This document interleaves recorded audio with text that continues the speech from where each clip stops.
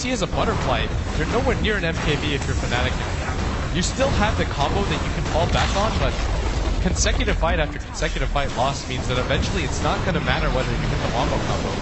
Now the incredibly effective support item Solar Crest is being placed on God. There's no chance there's going to be an MKB anytime soon. Out of Fnatic, a charge comes in, KYXY. Just bumped back by a Fisher. He still does not have his reincarnation for a full minute. That's why Illidan feels pretty much no danger in pushing forward into this melee Rax. He still has his BKB, and even without an Aegis, he's pretty confident because he realizes you've got the grave, there's nothing that can go through that, and they want to go high ground with this. 31 minutes into the game, VP is usually a team that's completely methodical. They'll wait, but they're deciding to just go for it right now. They can taste blood. Oh, there's a two-man vacuum, but it's still not enough for them to be able to win the fight. The call down gets laid out. KYXY, he's going to be going down again. Beyond godlike already for Illidan, as he now marches to kill Ohio as well. Great light strike array, though, catches multiple, and they'll take out DK Phobos to start with, and now Illidan going to be caught by the Wraith King stun, and more right clicks. They can't quite get it. FNG's keeping Illidan alive. Johnny has one chance to be able to get a Dragon Slave, but he turns around to face up against God. Level 17 Dragonite will finally die here, as Ohio picks up the double kill. They hold their melee Rax, but they've lost the tier 3, the range Rax, and it did cost them a buyback there out of Ohio as well as KYXY. And that's the worst thing, is that KYXY has had these same set of items for quite some time, and you've pretty much killed all chances of him catching back into the game. He's got 411 gold, nowhere near an MKB that he desperately needs. Meanwhile, if you just look at VP's side, Illidan's got the butterfly.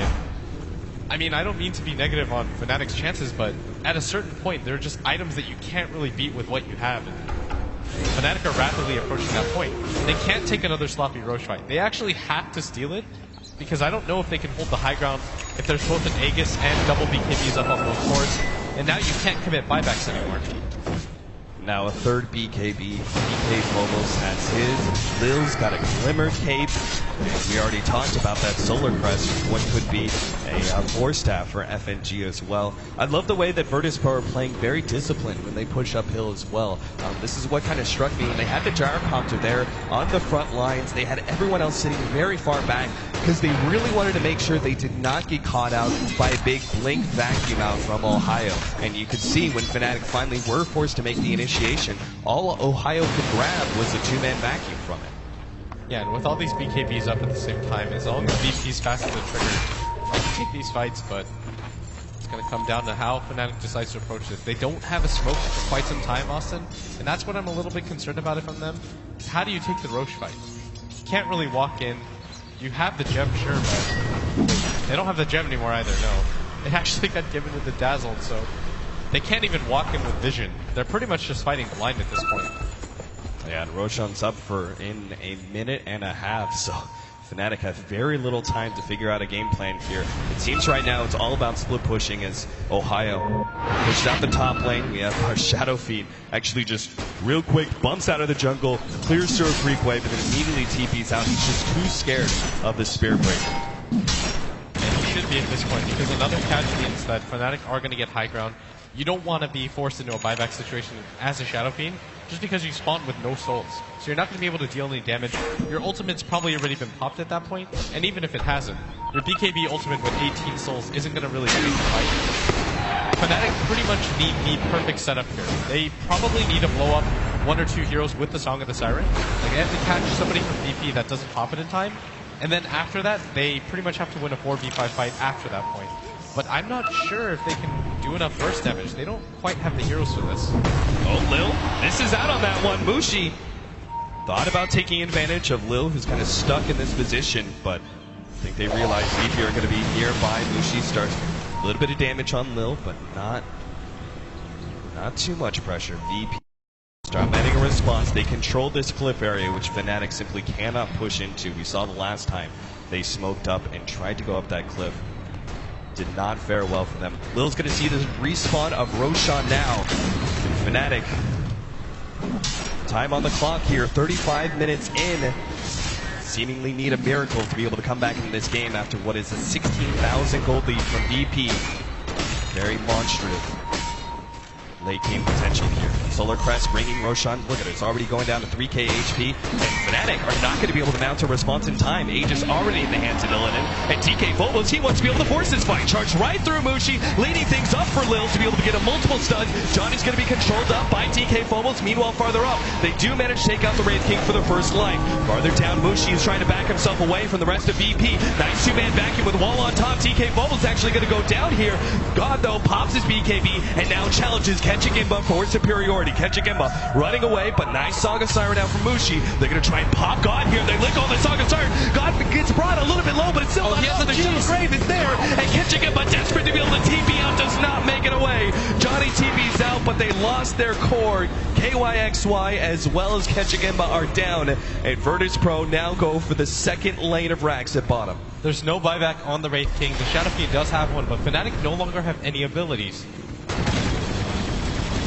And this bottom fight is going to be so hard for them to hold. The Elder Dragon Form still has about 20 seconds left on it. Illidan has the Aegis, and he's so far for 36 minutes into the game. They've got a Grave and the Earthshaker backing them up. At best, this is going to be a 3v4 fight for Fnatic. Buyback is there. I.M.O two-man vacuum with the Shivas on top, but the magic damage just isn't nearly enough. God, still very healthy. As Illidan leads the charge here against Ketchigimba, trying to desperately to get back to the fountain. Lina goes down, and Ketchigimba just barely gets back in time, but that is definitely a second lane of Rax. The only reason their top lane of Rax is potentially going to stay alive for a little bit here is because that tier 2 tower is still up. You can see a gigantic creep wave is on its way.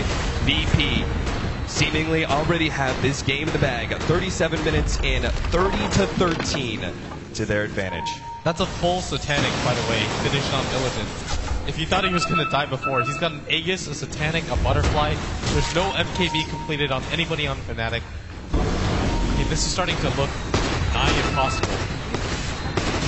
Bouncing back, TK Phobos about to finish up a Blade Mail on top of that. We've got the 4-staff in for Dazzle. The list of items just goes on and on and on. For everyone that's picked up, Fnatic's chances in this game get a little bit slimmer. Illidan on the front lines here for this tier 3 tower. The last lane of Rax. This is do or die for Fnatic. Mushi is in an interesting position here. Gets caught out by Illidan. BKB activated. Mushi is already down and out. It's KYXY. He's going to go down as well. He does not have a buyback. The Blink Dagger picked up from Ketchigimba, but he may not have the opportunity to use it. Nice vacuum into the wall, but the ultimate just doesn't seem to do anything. Ketchigimba gets torn apart like paper. Ohio's next up, and there it is. GG, Fnatic call it. Their opportunities here at the International come to a close as Virtus Pro take them out in this best-of-1 elimination match. What a dominant performance by Virtus Pro.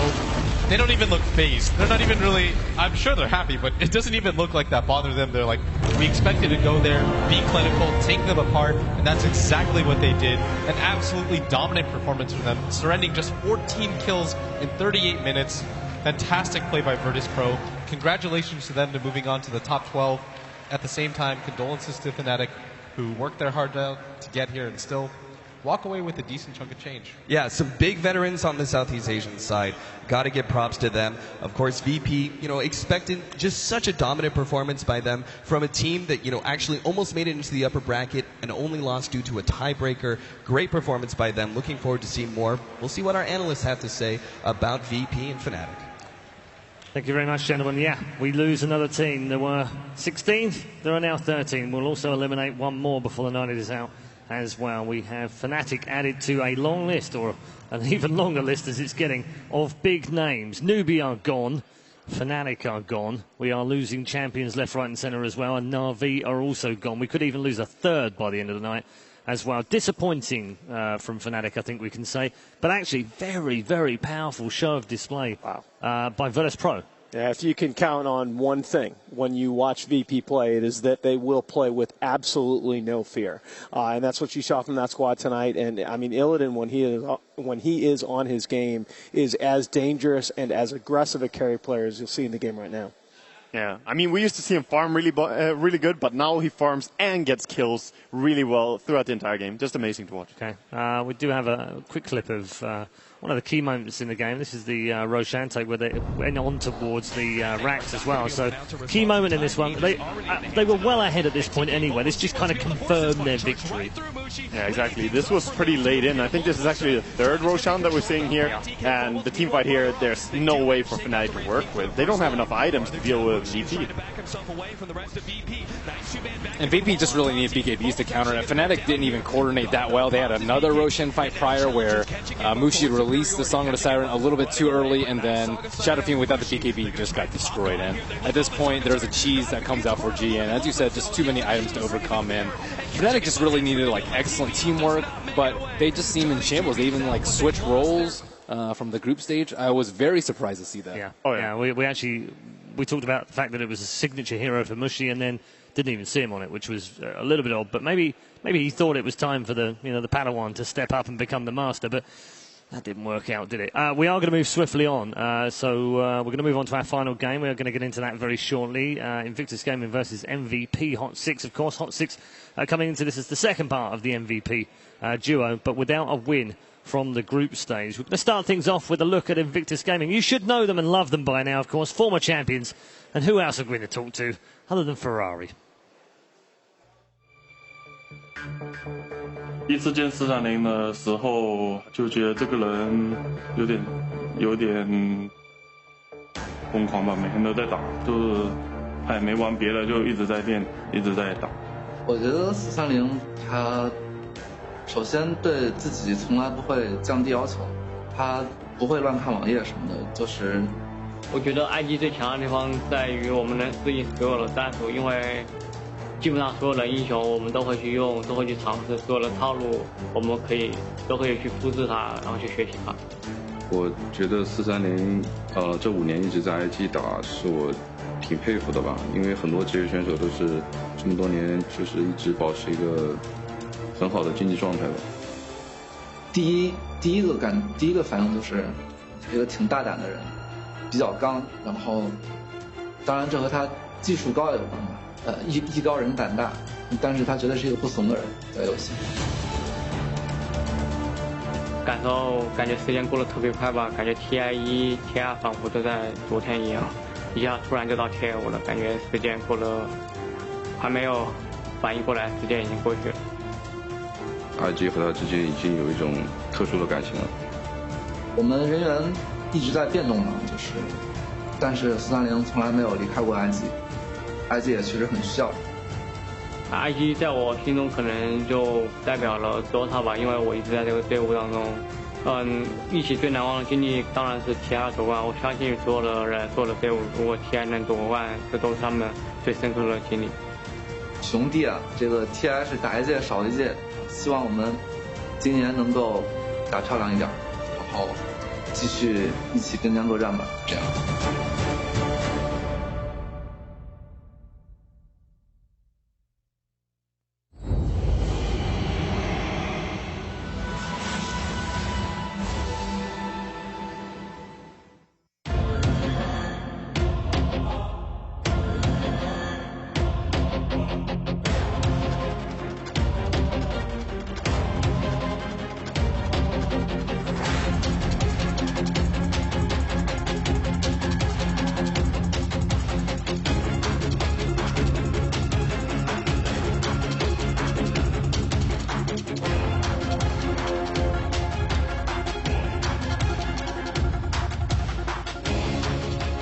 There we are then, the franchise known as Invictus Gaming, IG, former champions of course at the International. Ferrari of course hunting that second one as well. They do have a tall order against them to get through the lower bracket and all the way to the grand final. It starts right now here in the lower bracket, best of one, and they go head to head with a dangerous team. And although they're a dangerous team, they've yet to show their true colours here at TI5. Without a win from the group stages, but their captain